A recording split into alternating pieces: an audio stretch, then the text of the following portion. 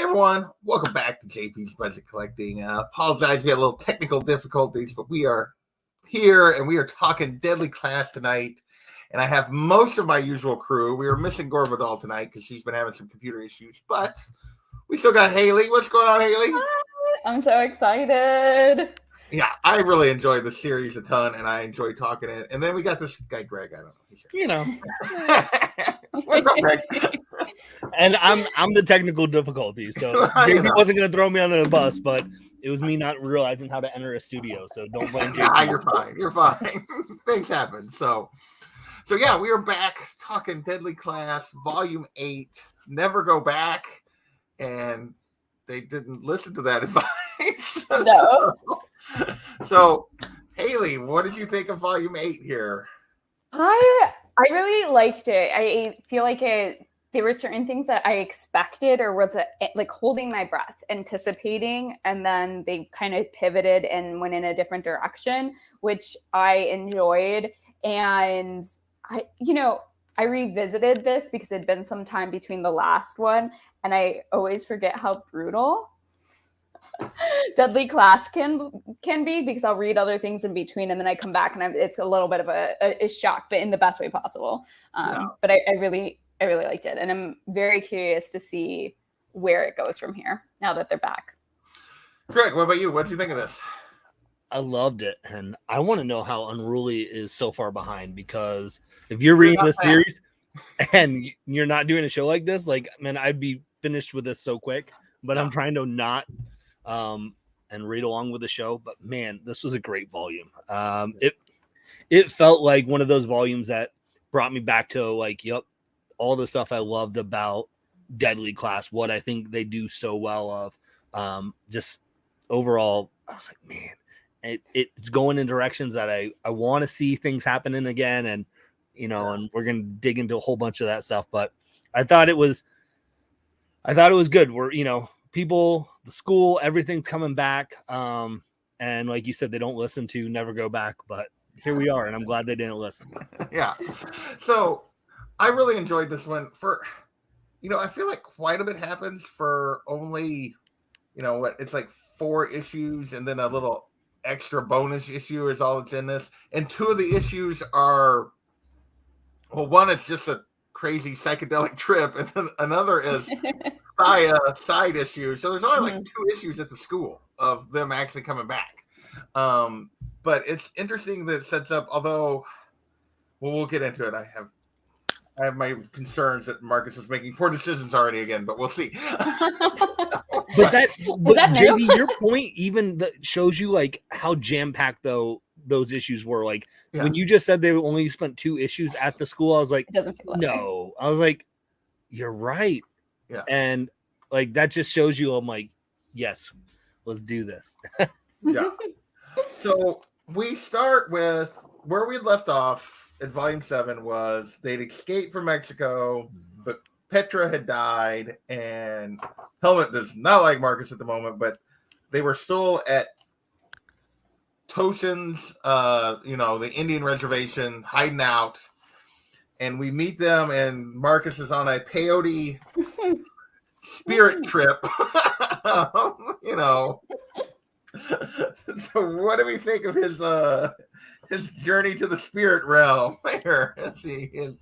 I think he said, what is it? It is peyote, I think. Yeah. So what do you think of Marcus's little journey here, Haley? What his little site? What did you think when you're flipping these first pages? First of all, just freaking like the way Wes Craig does these pages. Well, it's so good because I had met Craig at a signing, and I remember him saying how one of his favorite things to draw in Deadly Class were the drug-induced issues, because he got to be so creative and do so many different things with it. And I feel like that love for that freedom with his artwork really shows in this issue specifically. And there was just so much packed into that drug issue. And what I felt Remender did really well is that it feels incredibly overwhelming to even read. Like as you're going through Marcus's insecurities and fears and neuroses, it feels overwhelming. And you're also kind of like, I need you to calm down a little bit. And I purposefully so, because it does feel like you're really on that drug trip with him and you're kind of being crashed with all of these, memories and fears and guilt. And you're just really seeing everything kind of crash down on Marcus. And it also leaves you at a point where I really wasn't sure when he comes out of that trip who or he was going to be and what decisions he was going to make, because you really could have taken a lot of the things that he was seeing and hearing in so many different ways. And I think I felt really kind of nervous, especially when there was those scenes with him and Maria about him questioning like his like love and like, is he lying to himself? Is he lying to her? Yeah. And wondering, will Marcus ever allow himself any piece of happiness? I think the answer is no, but we'll see. Yeah, but, yeah. Greg, what did you think about this issue here? Man, it's funny. It's funny that I raved about this volume just before, because I don't like this issue. Like, I never liked the drug. It reminded me of the one where they're like the road trip in like issue 3 or something. The acid or whatever. The acid trip. And like, I can appreciate Craig's art and what he does, but like, it's so like, there's so much going on that like, I never appreciate it like I probably should. And this is where I feel like this show's gonna miss Gor, because Gor right now would be like, he has this way of like just talking about something like, well, Greg, did you not know that in this? And then I would appreciate this issue so much more, because I'm like, dang it, I didn't even think about it like that. And so I was hoping that Gor would be here to make me like it. Well, we can get into some of the details here in a second of stuff, but I mean, it starts off with him. I found it. I enjoyed this issue a lot, just because, like, almost every page turn, it's all Wes Craig, but he changes his style a little bit as Marcus goes through all these transitions of different things. Like the art at the beginning where he's kind of running, and then there's a couple pages of him, facing down the other people at the school that are snakes that are very similar. And then there's the whole conversation with Willie and Billy and all those that he changes the style for again. Like, and then the stuff with Maria, he changes the style again. And then Helmet shows up and the style changes again. And then Zenziel shows up and the style changes again. And then it's him remembering his parents. And it's like this cartoony,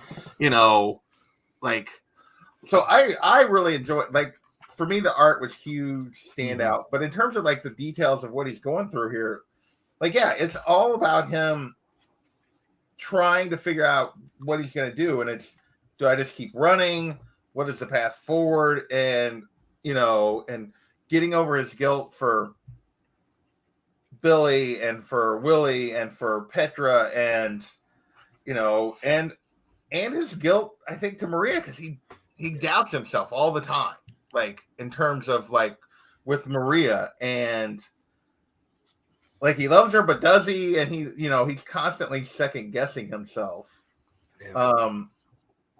Was there anything in here that really stood out to you, Haley, just about like what his thought process as he's going through this? Not necessarily. I mean, you get a little bit of the questioning of Saya and like his love for Saya. And I feel with that, in some ways in previous issues, you feel like, okay, he's closed that chapter just a little bit. And he's like really kind of set his sights on like, I do love Maria. This is the person that I love. Like, why didn't I kind of hold her closer when I had her before he ends up coming for her?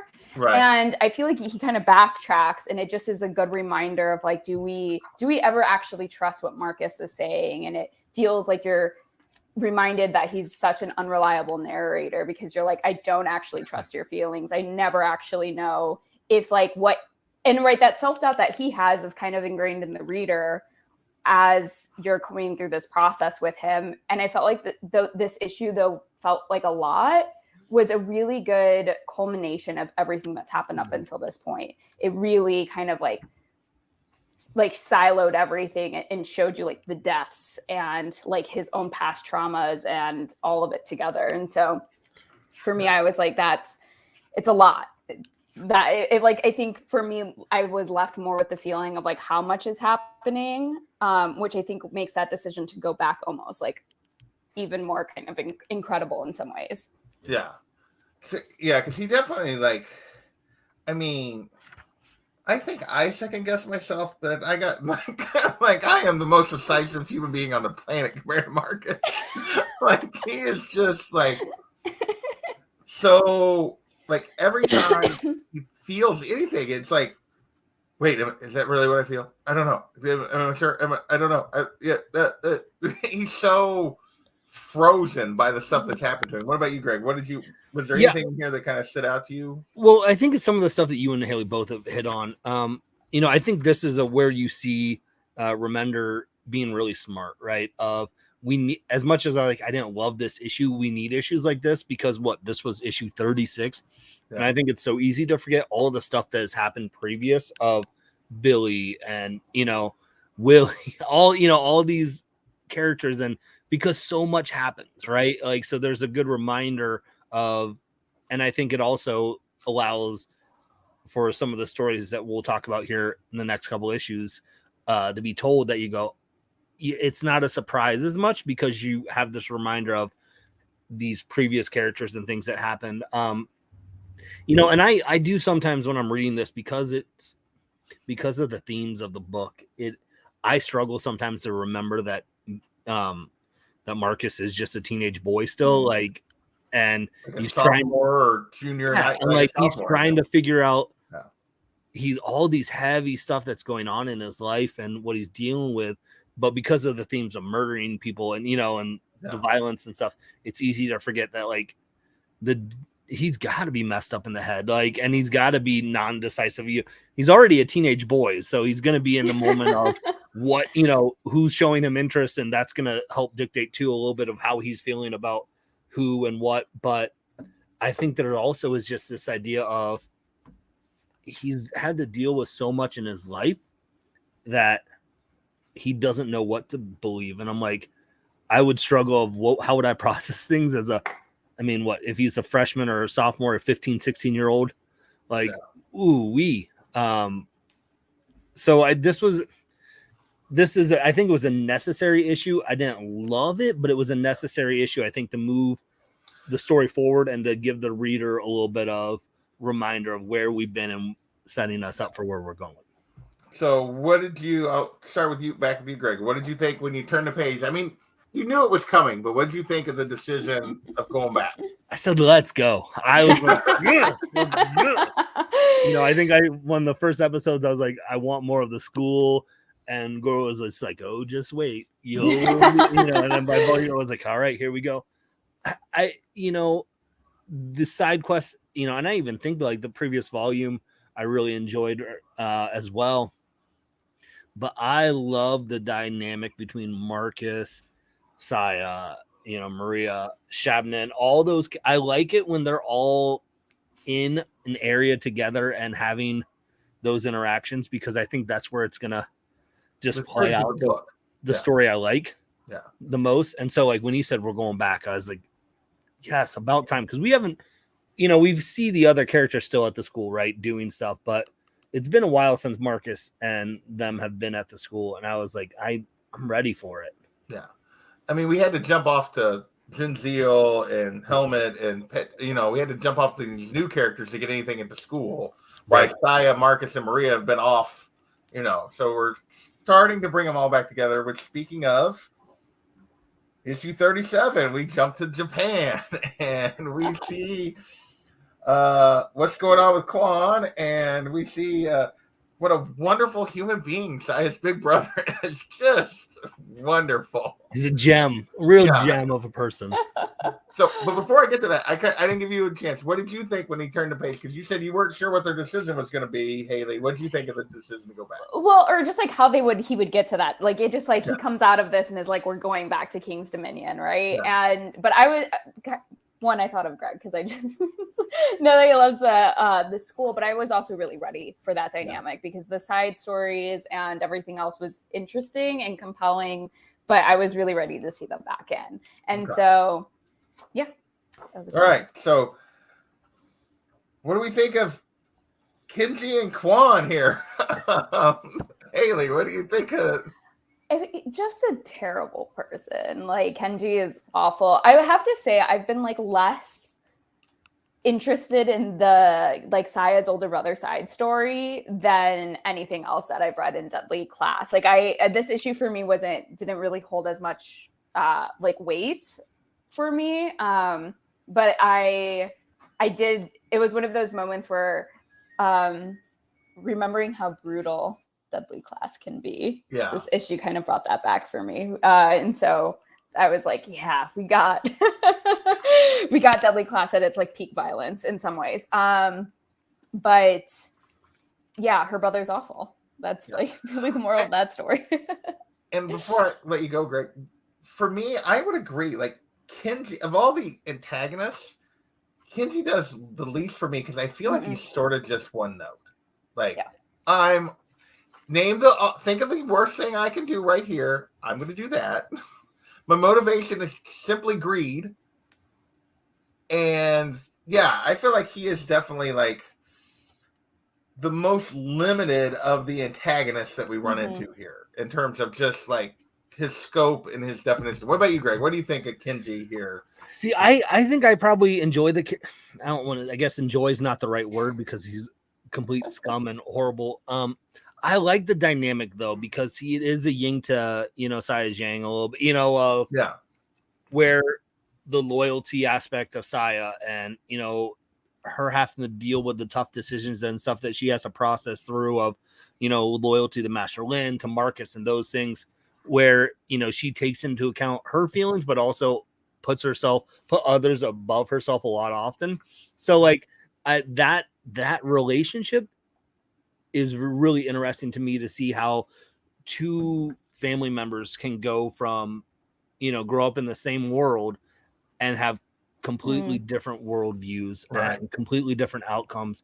And I think I think for Saya, like her story, it's important for Kenji to be such the opposite of that.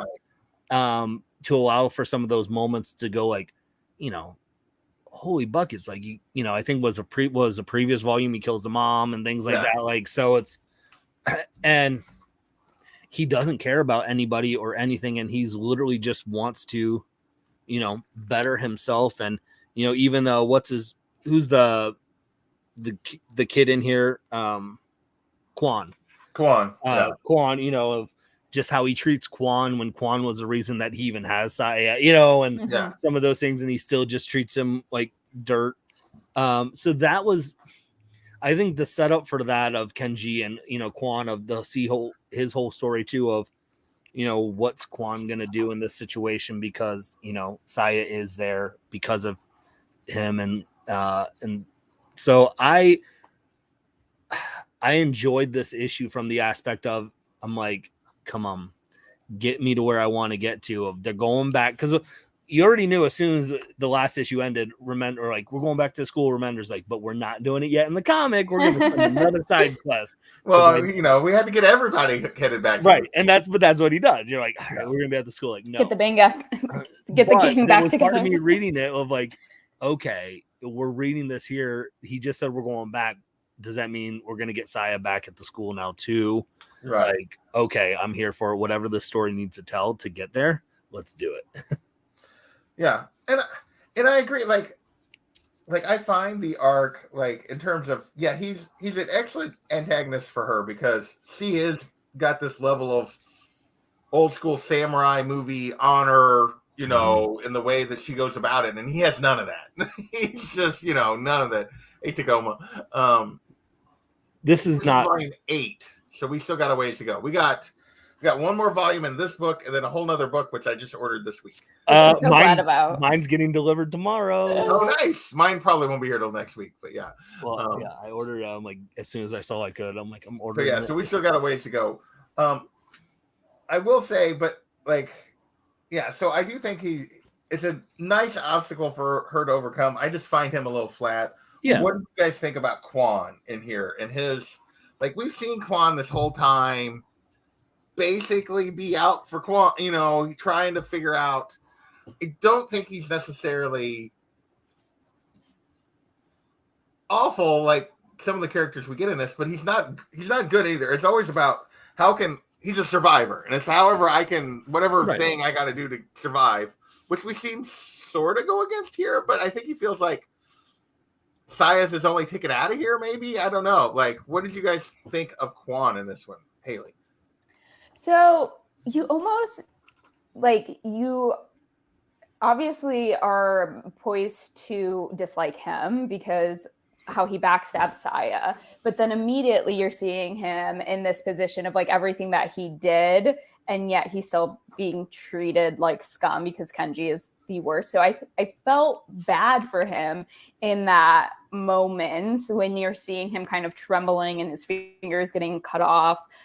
And yet at the same time, you're like, okay, I don't actually feel as bad. But I think what it brings is this kind of complexity to the character. I feel like Remender's trying to, you know, and he's like saving Saya. It's obviously for himself in some ways. Is it okay if we talk about the end of that? Yeah, I was going to ask about it again, but go ahead. Yeah. Well, what I think is interesting that Greg pointed out is like reminding ourselves that they're high schoolers, because something that he says, like he asked her, do you think people can change? And I feel like maybe sometimes we think, okay, older people are kind of like stuck in their old ways. And yet what we're also seeing is like these teenagers are kind of also like stuck in their ways. So like this idea of like change that Remender consistently is bringing, can somebody change? Will somebody change? And we're seeing so often that these people are not, because they're trained in this violence and they've had so much trauma, I think is really interesting, because she then goes and kills him. And I think I was a little shocked by that. Yeah. What about you, Greg? What do you think of Quan in this one? I appreciate the struggle that his character has to go through in this. I think very often when I'm reading a comic or watching a movie, even like I can be super judgmental of how someone like decisions they make, and I'm like, you're an idiot, or why would you do that?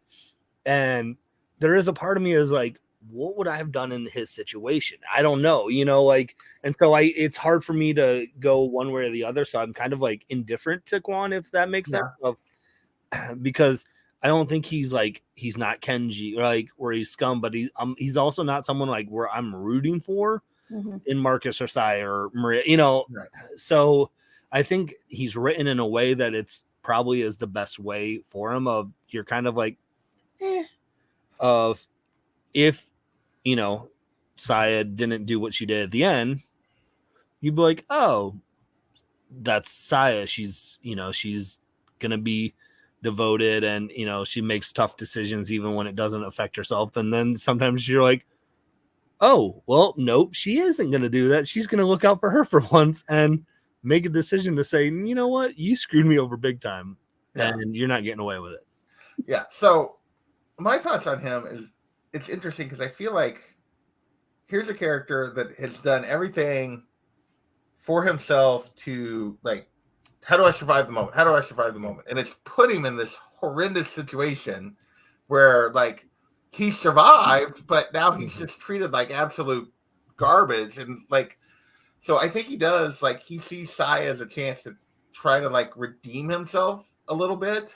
Like I feel like it's completely about him and not Sai, in terms of he's trying to like do something to redeem himself and improve his own vision of who he is. So I do find it is an interesting journey, because he does too, like, she makes him go get the sword, and it's like, that is just so stupid. Like, they have a chance to get away and they don't, but she makes him go do it, and he does all this. So here's my question. Like, they're going to the boat. We get the whole conversation that Haley hinted at, and he's like, you know, and that they're leaving or whatever, and he's like, well, I'm not coming with you. And he's like, if the others made it, does she kill him if he doesn't tell her that he also betrayed the others? Like, when they were like, if he doesn't tell that story right at the end that he hopes they got out, he just did what he had to or whatever. Does she kill him or not? I'm just curious what your thoughts are. My initial thought is yes, she still would kill him because I feel like she puts the actions that Quan did caused the death of her mother in Saya's eyes. Because of just, I feel like that is enough for her to be like, no. And then she would have done it anyways. But I mean, yeah, once he told that story, there was no hope for him. Yeah, I agree with Greg. So I think I went back and forth because I was like, because the whole time in the lead up here, I was like, okay. I honestly think it's more about the fact that he's not going with her and going back as much as it was any of the other thing. Like, I think if he was going with her, she might have like let him live longer. But when he wasn't going with her, and then when he tells that story, I think, yeah, that just solidified her decision.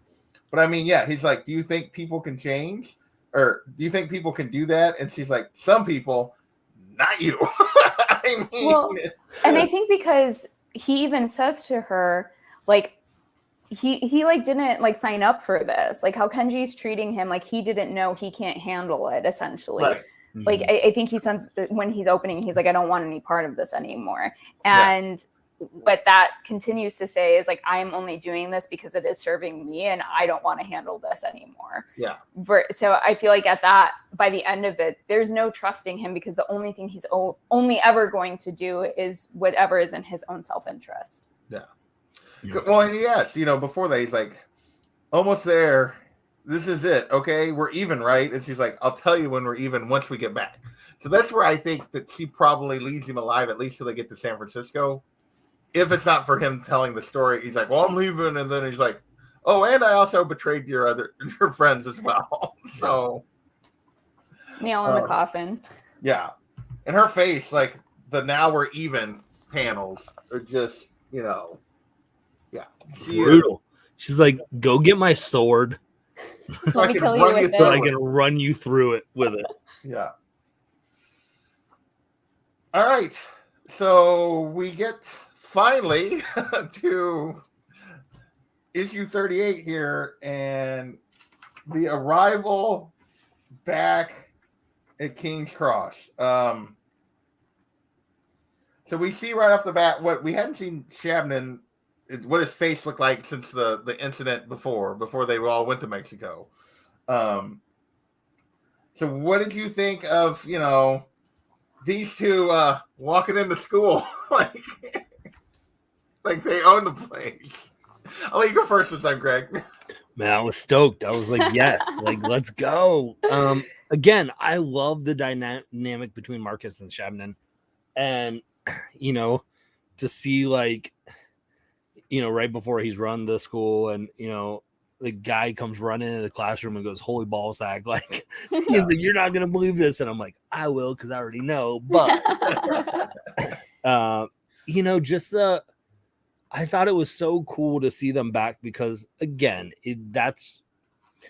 I feel like the school has been written almost as a character in of itself too, because of what it's forcing the characters to do. And so, it's kind of like when you haven't had Saya for a while, you're like, I miss Saya. And that was how I was feeling with the school. I'm like, I miss the school because I think it puts them in forced situations.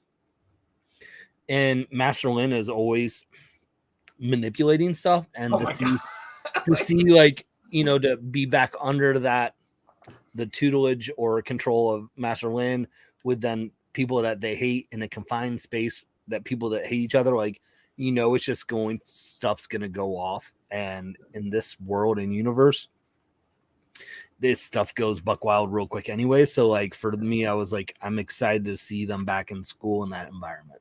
Well, and I love the setup here of Marcus talking through the decision of going back and seeing all the people.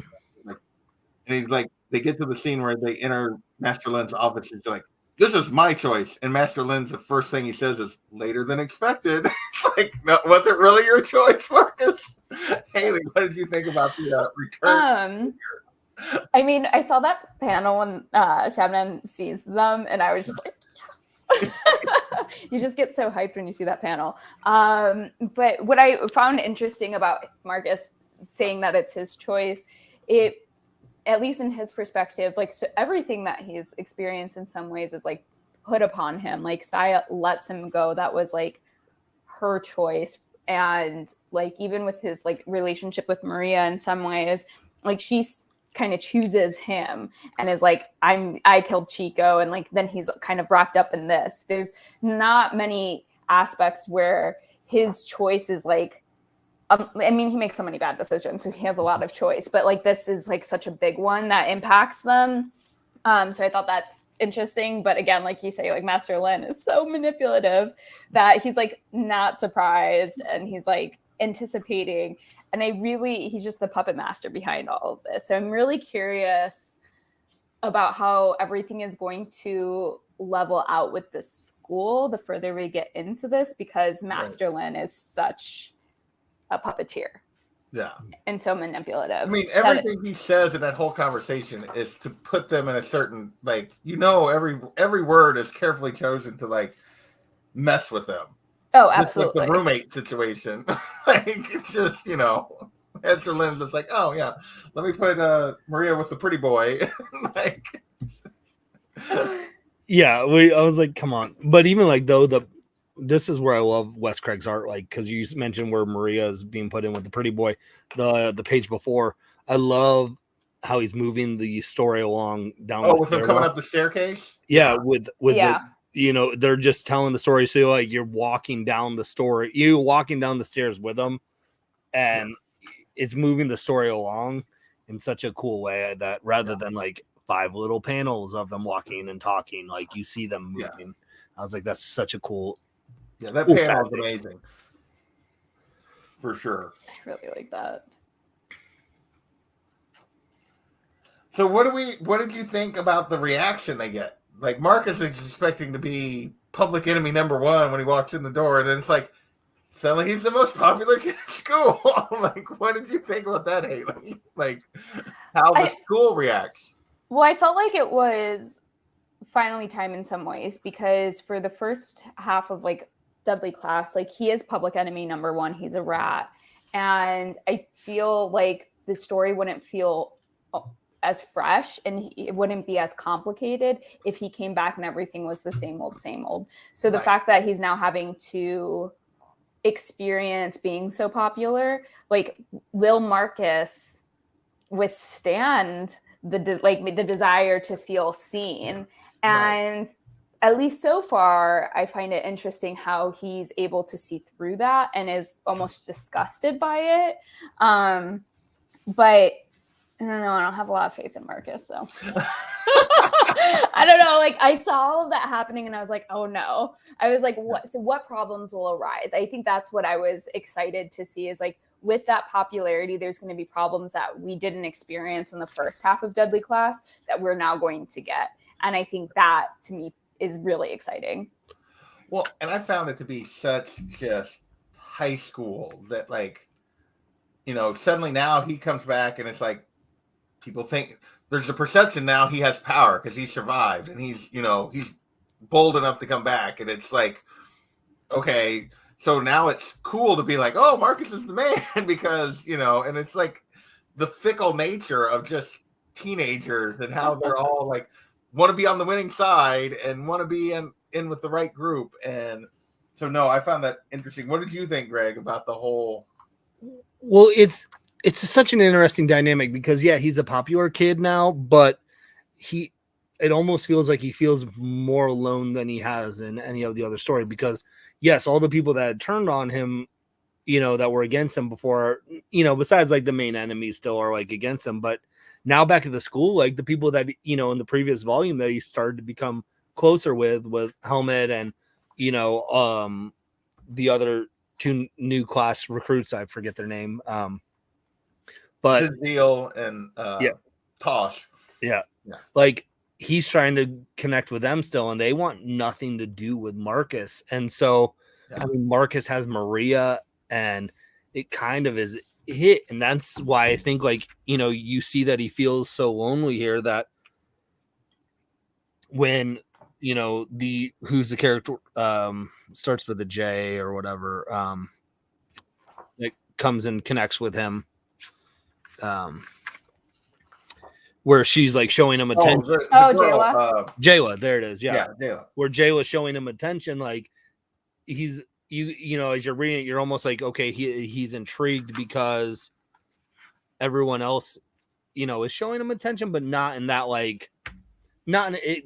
Her, at least, it comes off as like there's a genuine attention a little bit more.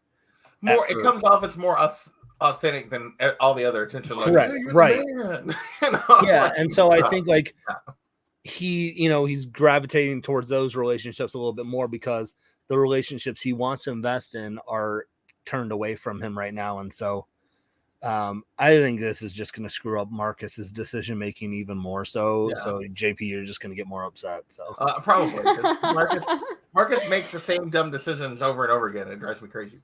But the end of this we get is he makes the decision like he did at the very beginning of isolating himself when he first got to the school. He goes out to the graveyard, remembers his friends that he met out in the graveyard, but instead we get our first actual show. We get our showdown here, or at least our initial conversation. Marcus and Maria against Shabnam, Victor, who we know more about than anybody else does in terms of how they're there. Brandy, gosh dang, what's her face? I can't even think of her name. Grigoda or whatever. Is that what her name is? So we get the in club and we versus Maria and Marcus. What did you think about how Maria and Marcus handled that, Haley? I was so here for it. I have to say, like, you know, maybe kind of like that in the volume, I think. That first panel, you're just like, yes, they like walked in just like really great, and then they're like kind of like walk out of the graveyard, just kind of like they could care less because they definitely have some kind of plan happening, and it just makes you really root for them. Like it feels kind of like a mic drop moment. I love the whole, like, you know, Grogda, you know, tries to like use information against him and Maria, and Maria puts her down. He's like, "You just signed," and Shabnam's like, "You signed your death warrant." And I love the look on her face. The panels are these tiny two panels, but I know it's just so cool. Putting on a cigarette, he's like, maybe, and he just comes back with it, and he just flicks the cigarette at him. Because he does that whole before he does this, the whole talk of like, you know, smart people keep their secrets hidden. Yeah. And most people don't have to tell you how smart they are. And then he's like, "Oh, do you know about these secrets? Oh, what about you, Victor? What about you?" And then, you know, and they're like, "Oh, you signed your death warrant," and he just like flicks his cigarette and he's like, "Let's just see how many secrets there are or whatever." You know, like I'm just like, man, I was like, that was a baller move. Yeah, it was. We've lost again, but I put the book up there and it's like, oh, I'm not gonna focus on that. Let's see if it'll. Maybe I can get it to. No. Here in a second, I'll get it. Maybe. So yeah, anything else with that? I just love that scene. Like those 3 pages of them from when they march up the hill till they march away. I just think are almost just perfect for this story. Yeah. I was like, I'm so ready for everything that comes next. Like it kind of just hypes you up when you see that. Yeah, and you got Jayla there at the last 2 panels, just looking at going on. Which then, you know, you start to go, okay, what's up with Jayla? You know, this character, and it's good. Yeah. So we get the next issue. We get oh, that's not Stefan. Stefan's the Maria's roommate. What is Steven, isn't it? Steven, just regular Steven. So we see Steven out like still dealing with the whole thing of betraying his lover and, you know, all of that kind of stuff. And which kind of sets up what happens later with Steven in this volume. But then we get the dynamics within the student council. And I'm just going to say, like, I love to hate Brandy. Like, she has just become, like, the worst. Like, she should so be dead. Like, they've killed her like 5 times and she's still kicking. And Like, and her putting the moves on Shabnon in this whole scene is just Ailey's losing it. What did you think? I was screaming. I was like, no, she's not going, because you like kind of see hints, and I was like, she's not. She's really not. And then she does, and I'm just like, and then I realize like what's happening as everyone walks in, and I'm just like, I can't believe she's like stooping this low. I mean, I should expect that, but I'm mean, there's something she's not gonna do. She keeps coming back. It's like a cockroach. Like survives everything. Like, oh my god, she's the worst. She's the worst, but again, she's one of the smart. She comes off as one of the smarter people of manipulating and knowing how to do what she needs to do to move forward without hurting herself. You know, like is how it comes off of, you know, throughout her story. Like you said, though, she's almost died like 18 times. I don't know. She's the bad pity man. She just keeps coming back. But I just love how she walks in here and she just slides right up to him. It's like, you know, like, okay, I mean, Grog just grabbed the power. This is my opportunity to like grab some of it, grab the power back. Oh my god. Like, that's a good way to put it, JP. Yeah. And I love how while she's doing all this, she's like blowing bubbles and everyone else is having a conversation and Shabnam's just like, it's so good. I don't know. And then her reaction when that one panel where he says, I don't know. Well, and just like all the innuendos, it feels like really like high school too. Oh yeah. Like it felt so high school in that scene. Just like really ridiculous, absurd. Like, I don't know. It was, that was hilarious and cringy in all of the ways. Well, but it does feel like high school because I feel like high school students think they're invincible sometimes and think they can get away with anything. And, you know, to be so blatant with what she's doing, you know, in the midst of other company, you know, like she's just so brazen about it that it's like, now, like, she's like, I'm good. I ain't worried about it. You know, because it's like nothing can hinder me, nothing can hurt me because, like, and so like it's. I don't know how old Rick Remender was like at this point of like writing these books, but I'm like, man, for someone like not a teenager feels like he's elite. He's remembering and channeling yeah, for sure. So the other thing we continue to see here is we see that Grogda, who hasn't done jack squat at any point in any of this, continues to try to grab power, but we also see Victor continue to play pretty subtly of like, they won't trust me, even though because he's already made the decision he's not going to kill Marcus and Maria, like, and he's just putting it off. But yeah, that whole sequence with Brandy just freaking killed me. I did not know what to do there. That was like, neither did Shabnon. No, he did not.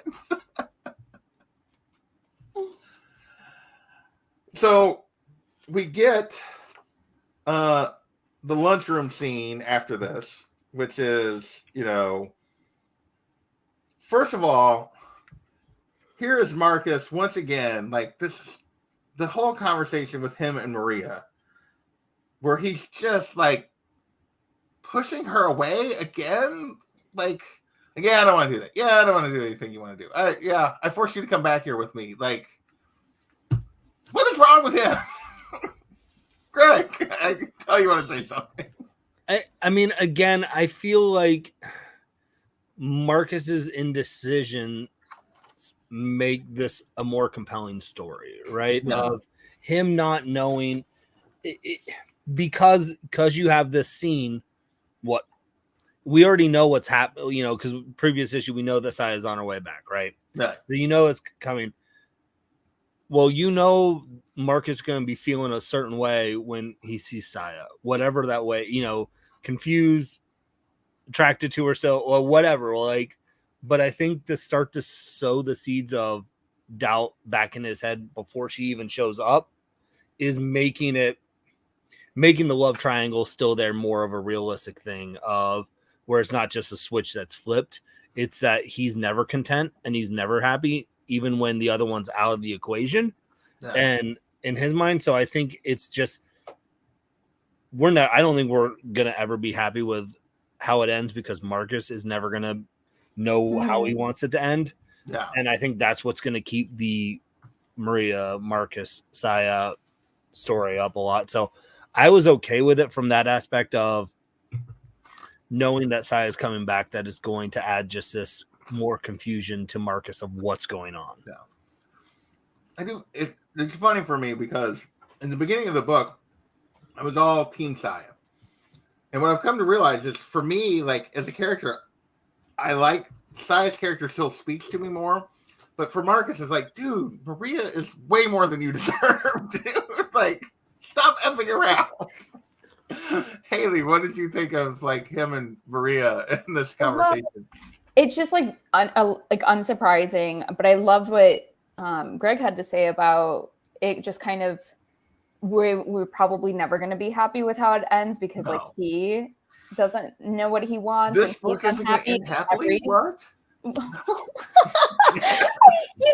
There's a slim piece of hope inside of me that's like, how does this entire series end? And do we get even just a little bit of something that's like what we were hoping for, in like a positive way? Probably not, but that lives inside of me. But it's frustrating to read in some ways, less because I want him to just already choose her, and more of like I want to shake him because he has like this like indecision, and because it's such a pattern. It feels really cyclical. We've been here before. You're dissatisfied, you're depressed, and in some ways it feels like he never ever has the self-awareness of it. Like he kind of he's not learning.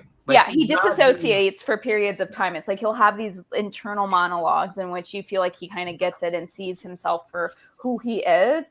But then in action, when he's engaging with Maria, he's still kind of like, I don't get why she's upset, or I don't, very childish behavior, which again, he's a teenage boy with all of these messed up things. So probably should cut him some slack in some ways, but when I'm reading those things, I'm just like annoyed. I'm like, I need you to, after everything, maybe do a smidge better. But isn't that real life though? I mean, don't we all have a friend who were like, what are you doing? Like, why do you keep making the same boneheaded decision? Like, like I read Marcus and I'm like, like there are times where I've read Marcus and like when I was, in relationships where I'm like I was Marcus in those moments of going like, oh, I was, making dumb decisions where I'm like, you're going to get hurt. Like, why are you putting yourself in that same situation? But you're like, oh, you're stupid, because you're a teenage boy or whatever.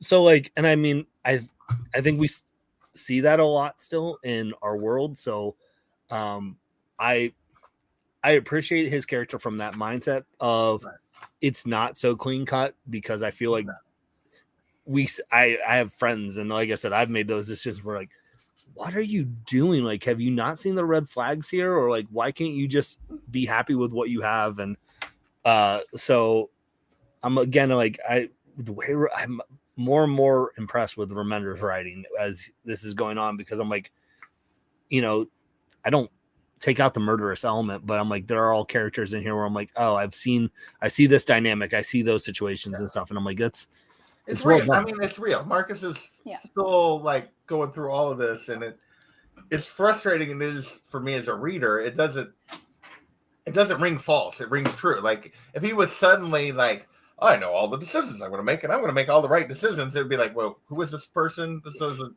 Yeah. Like, where was this change? Yeah. What? How did he get a different brain? I don't like. Yeah. So basically, it leads to Maria ditching him at lunch, which gives the council their opportunity. And we see Steven come over and talk to him. And just in the briefest moment, we'd already seen Steven was struggling at the beginning of the thing. And Marcus asked him, what are you doing with this crew of garbage people? And he's like, it's complicated. He's like, yeah, was it worth it? Just as Brandy's coming to make her move. And we get the emphatic no. He smacks her with the tray, which is like, again, I love to hate Brandy. Like, I love that. Like, she gets smacked upside the face with a tray, and yet I love every page that she's in. So it's just like. And then what is it? Is it Groda? I can't ever say. Like immediately tries to turn on Shabnan to get more power. Well, like, but she pulls it off of making the scene right there so everyone can hear of like, you did this. So everyone turns on Shabnan, and she's gonna, probably grow in some power then of the council. And I was like, that girl she's manipulative. Mm-mm. Yeah. And Marcus, he immediately makes a statement to Maria. Which the other thing I'm like, does Marcus really have a plan? Like, I have my doubts. So what did you think of this, Haley, Steven's little switch here? Well, so I feel like more and more I actually feel a little bit more affirmed that he does have a plan, but he is walking into the situation a little bit smarter than we've seen him. Like, he's just so much more aware of the dynamics. He's like, not going for Brandy because he's like, she did not give the order. She might be doing it, but she's not giving the order. So he has a really clear understanding of what's happening in the school. And to me, like, that feels like I'm intrigued by him being more politically minded, because we did get in that whole drug issue. I think what that set up to was so much of this kind of consciousness that he needs to be like them. He needs to enmesh himself in their culture in order to survive it. Right. And when he initially was in King's Dominion, he was the outsider. He didn't want to confine himself to and enmesh himself into it. But now we're seeing the tables have turned, and he's kind of like knows what's up, and he's getting political. I'm curious to see. We're starting to see him learn how to navigate King's Dominion now, and knowing what he needs to do to be smart to play the game, because that's what it is. It's playing the game, and to see, obviously when Steven came in and was talking with him, Marcus knows who Steven's been hanging out with. That's why he says what he says. And so he's on alert. Even I feel like he was on alert even if Steven. Like, you see him see her coming. Yeah. And so and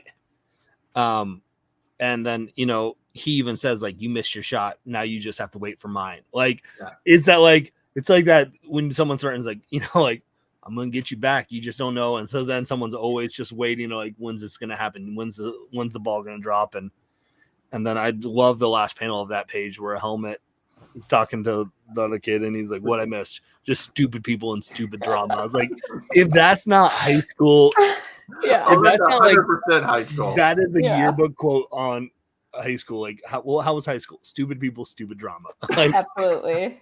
Yeah, 100%. So ultimately what that gets us is Maria and Marcus go separate ways for the evening. Zinzile's taking Maria to the church for mass, and they're talking about trying to be better people. And Marcus goes and parties with Willie's old crew. So we get the first reveal we get is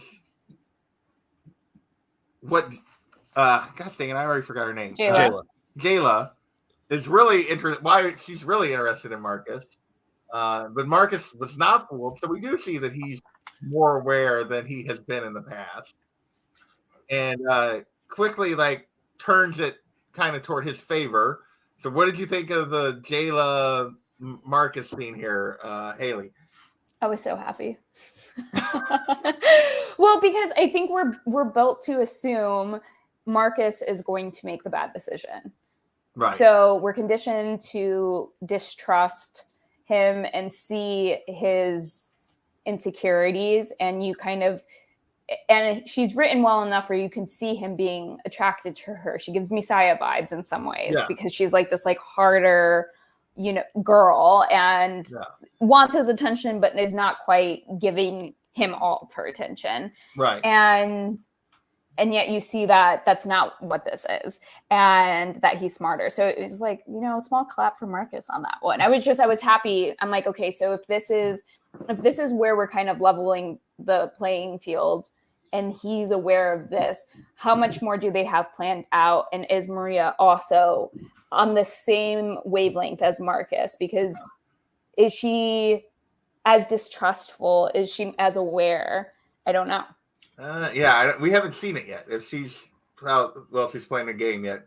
Greg, what about you? What do you think of this? Yeah, I like everything Haley said. Like, this was a win for Marcus. Of I didn't put it together that Jayla was Willie's sister. Like, no. And I feel like I should have, but I like that it wasn't like Marcus is not like going, oh, what? I didn't know this. Like, he knew fully what he was walking into. He grabbed the gun. Like, he was ready. Like, he almost was like, he was doing it so he could just get answers and just like, listen, I know what's going on. Like, let's just get this out there. And so I was happy for that, because it's showing, this volume, I think, has shown the most growth of Marcus as a character. Of, I mean, we've been a year and a half now at King's Dominion, basically. Yeah, like, so he's got to be picking up on stuff that, because when they are at the school, they are going to classes, and we kind of haven't touched on that, throughout this book. But you see panels, yeah, reminding you of there's actual courses. There's classes of how to shoot, how to do poisons, and how to, and so Marcus has to be learning, especially if he's supposed to be this,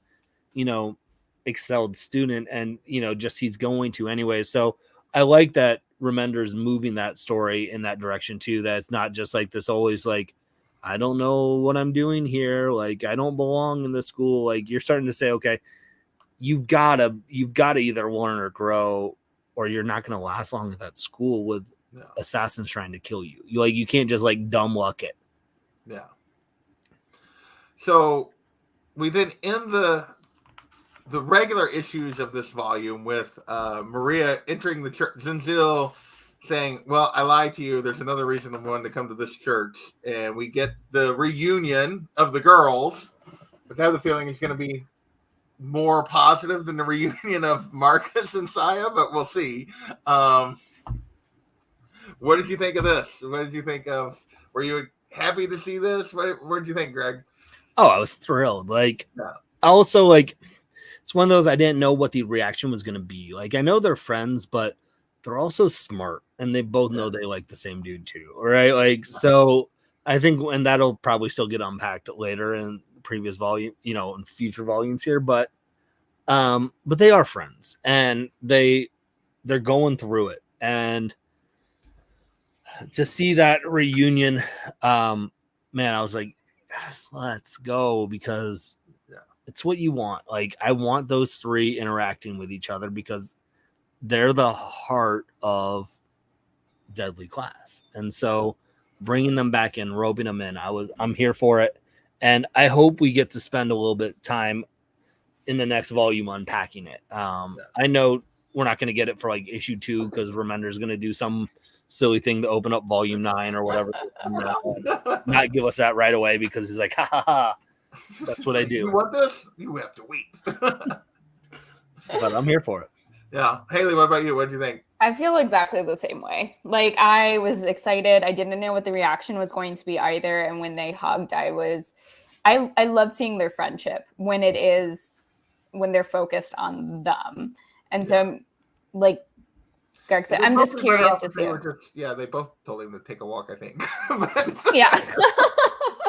So yeah, I'm really curious to see how it unfolds, like past the initial kind of excitement and reaction of each other, both being alive.